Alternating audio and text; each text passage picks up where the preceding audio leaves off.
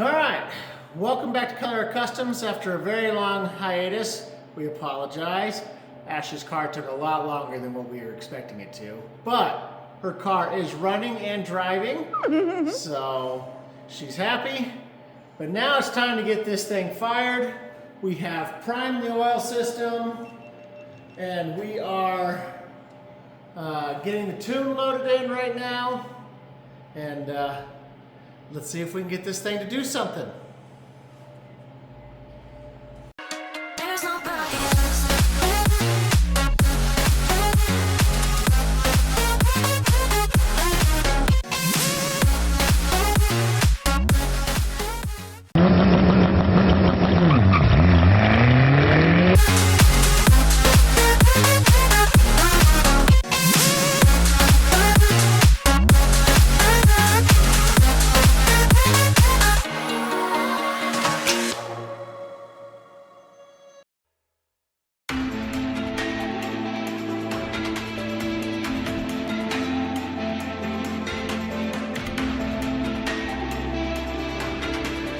Breaking myself now, I'm gasping for my life.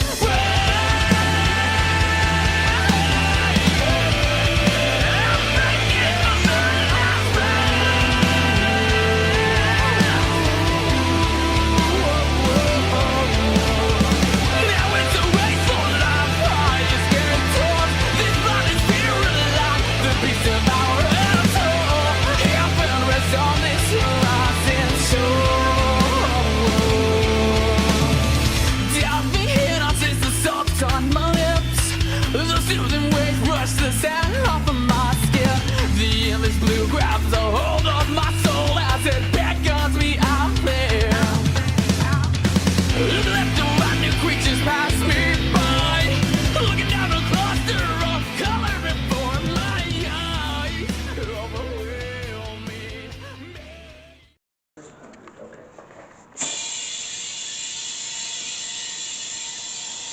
Like, they make this thing out of aluminum. And that I'm not about to put 160 psi in there like they say. To be honest, I'm terrified of it right now. Absolutely terrified. We're only at 40.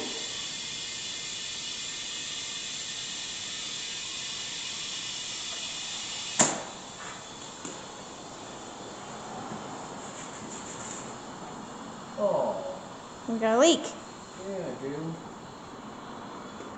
Oh, there we go. Good. Okay, so that bleeds off the air. It's good to know. There's 90. Okay. All right. Watch for any oil.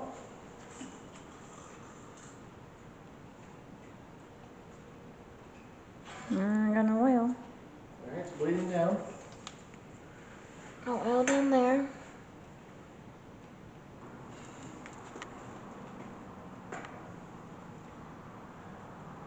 It should be forcing it through there. Okay. We got our dipstick on that side. We don't want to open the dipstick yet until we're done priming.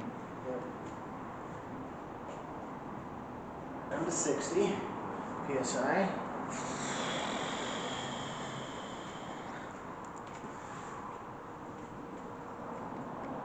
Oh, I hear it. I do too. I don't know if that's good or bad. I don't know either.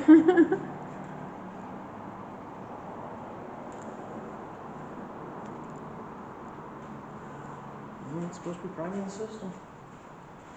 And this is what it's doing. It's forcing oil through everything.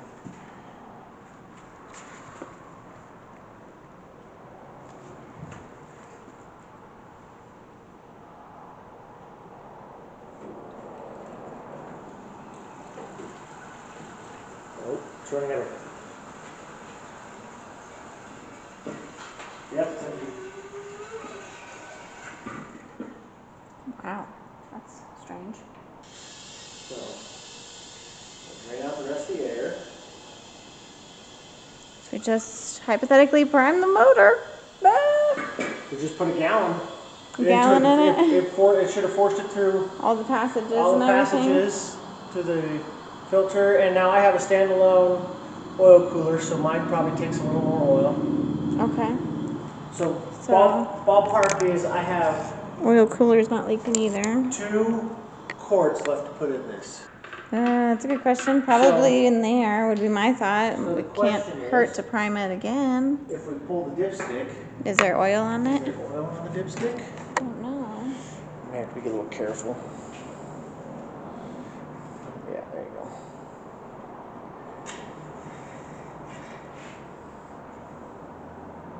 That looks completely dry. Yes, it does. Okay.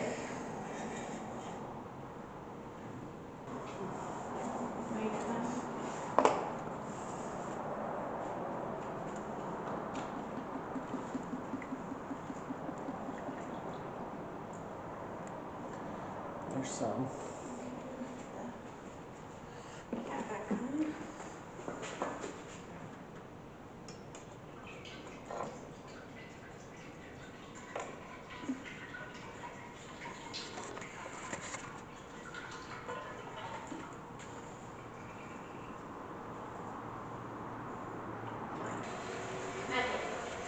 Okay.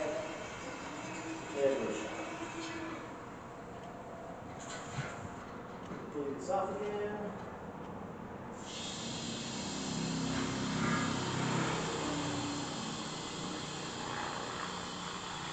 Let's check the dipstick again. Okay.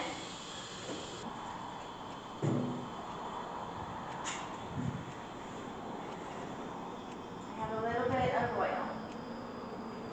Very, very little. Okay.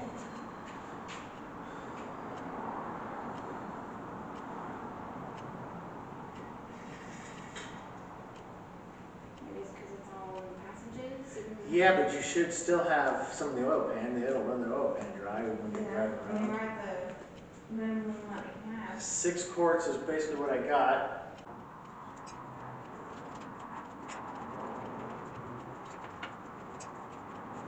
To the unknown I began.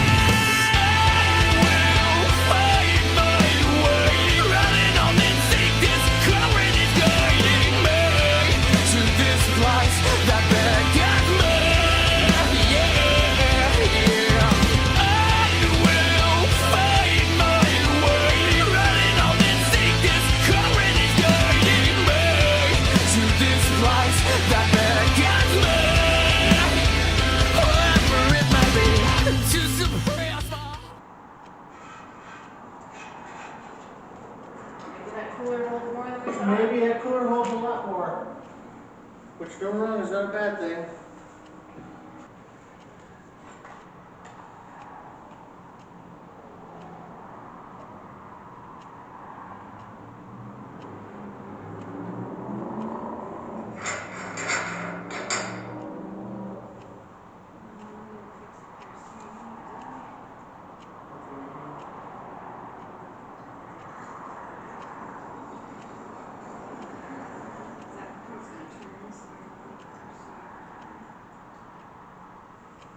I'll be the judge of that.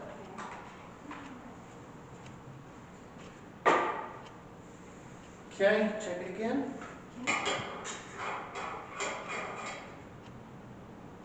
Full. Full. Yeah. Okay.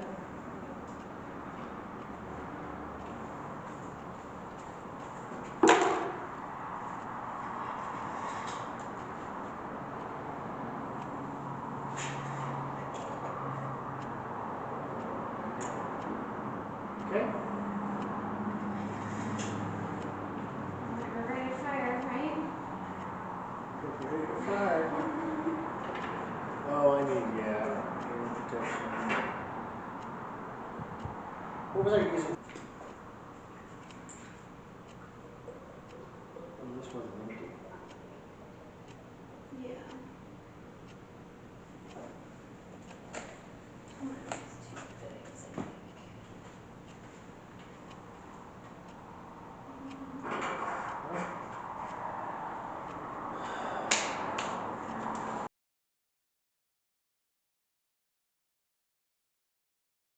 Okay.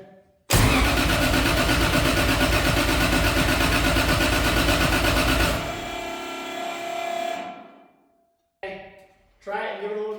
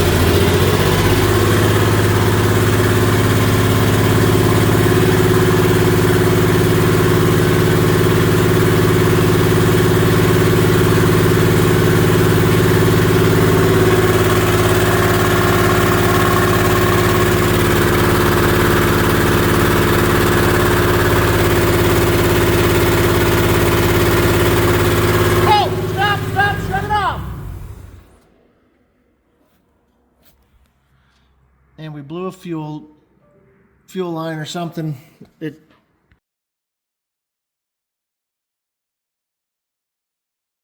Hopefully we don't lose a fuel line again or a fuel.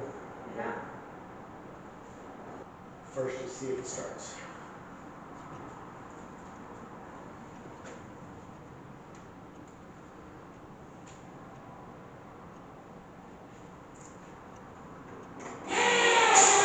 Go! Wow, that sucker just.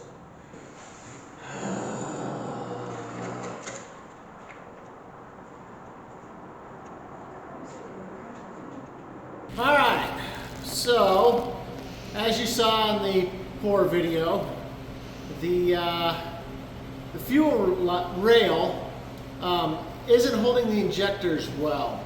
So when we were starting to run the engine and getting ready for the break-in, basically the pressure just pushed the injector out of the fuel rail and caused the leak. And with this particular type from Pro Tuners, the fuel rail came with it, but they do on their website and recommend a specific injector to go with this fuel rail, and of course I don't have that injector. So this case I went to FIC, which is who my injectors are from. Went ahead and ordered their 2JZ fuel rail, and so now we're going to swap these out and see if we can't get this thing running and breaking in again.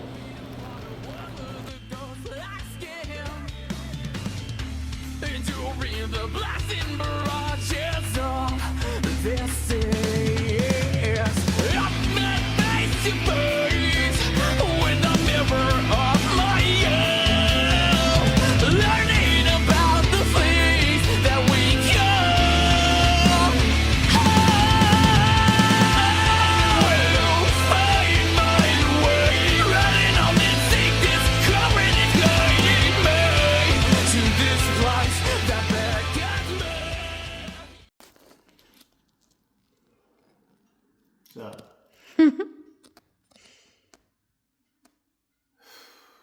Christmas time, right? Family, friends, holidays. Go.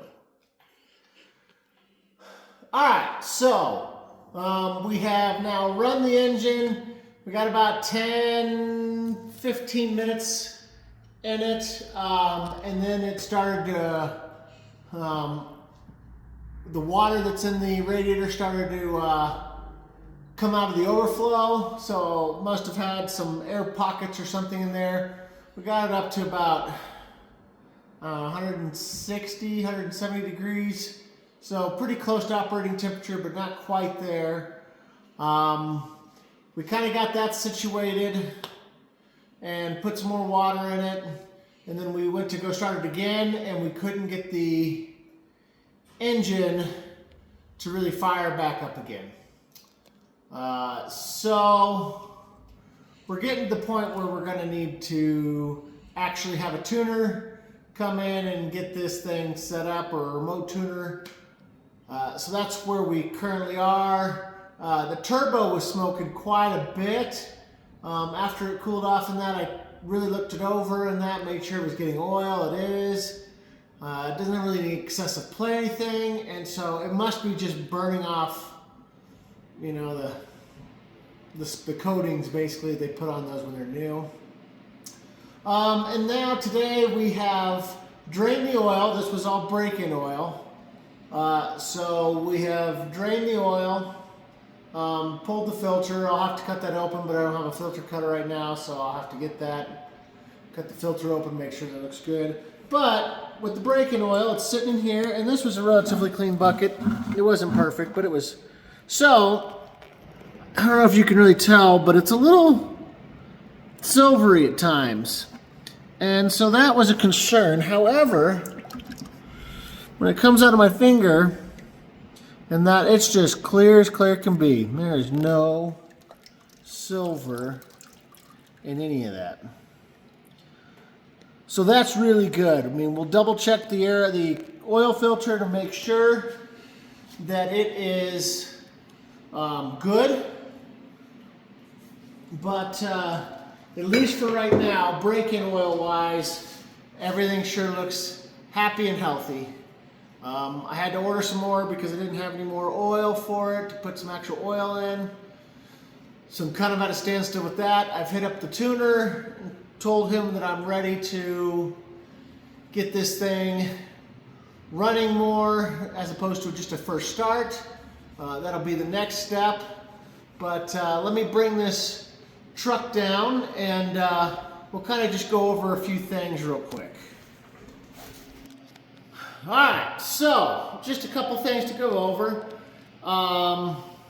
The original problem that you saw in the video was the injector seal. The injector with the pressure pushed out of the fuel rail and started leaking. I didn't film past that because at the moment when the engine was running, it looked catastrophic, and it wasn't. It was just a simple seal.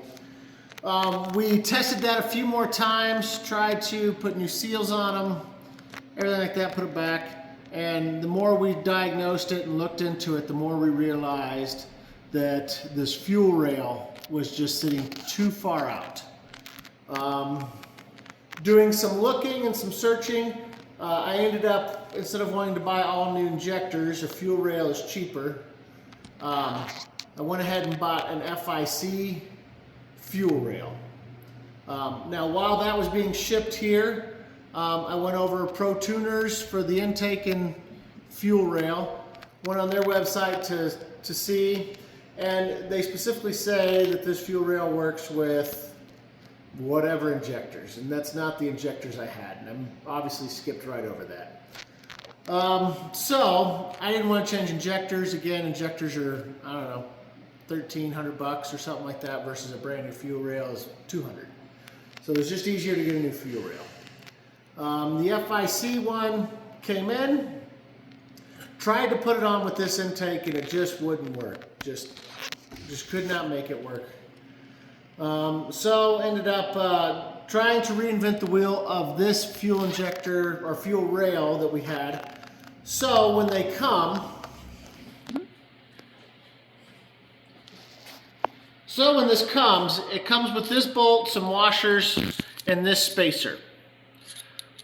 So what we ended up doing is ran down to Ace, and we were able to find some of these spacers, obviously not in one piece, but two pieces that were just a smidge shorter, 1/4 inch shorter. And then we got just another one of these, just a 1/4 inch shorter. So we took that and put that on the fuel rail to push the fuel rail in closer to the injectors. So it does not look fantastic, but at least for the moment, it's going to do it. What we need, if I end up pulling this off for some reason before, or for any reason, we will weld those together, those spacers, to look like one, and then we'll put it on so at least it looks like it's supposed to. But that was just the easy fix, as opposed to ordering a new injector. We probably should have started with that, but I really thought an FIC injector, or fuel rail, an FIC fuel rail would have solved the issue, but too many aftermarket parts out there for all the people's products to fit on every one of them. So when we broke the engine in, or at least got close to breaking the engine in, we have now run this. It's running good, or at least was running good. Don't have any leaks from injectors, anything like that. Or again, the only part was the radiator overflowing due to it boiling over. Temperature of the engine again showed, I don't know, 170 degrees, so we weren't really that hot. New engine, new build, probably had an air pocket in it, and that's what was causing my issue. But then after we shut it off, we couldn't get it started again. It tries and tries, but it just won't run. So I'll have the tuner look at that, see what he thinks, and refilled it with water, made sure everything else looks good. And like I said, the last thing we did was to pull the oil and the oil filter and just make sure that nothing inside looks like it was hurt. And at the moment, everything looks okay. So stay with us. We will continue with this little saga, but exciting. At least it started, and we're getting there.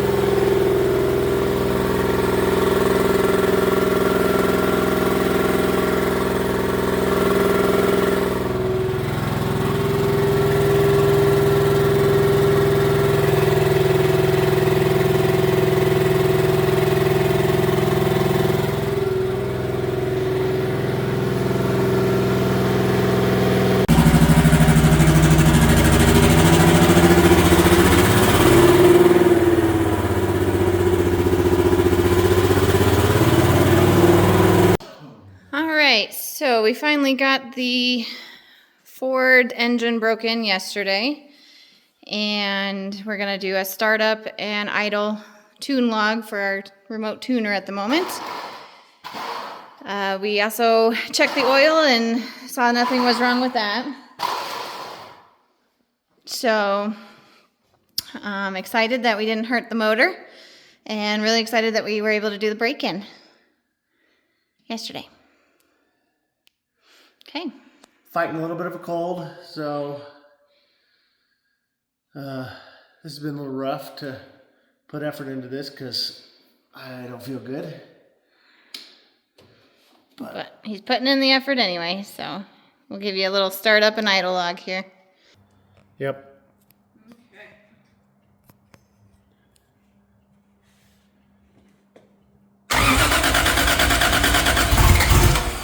Oh, I'm losing fuel.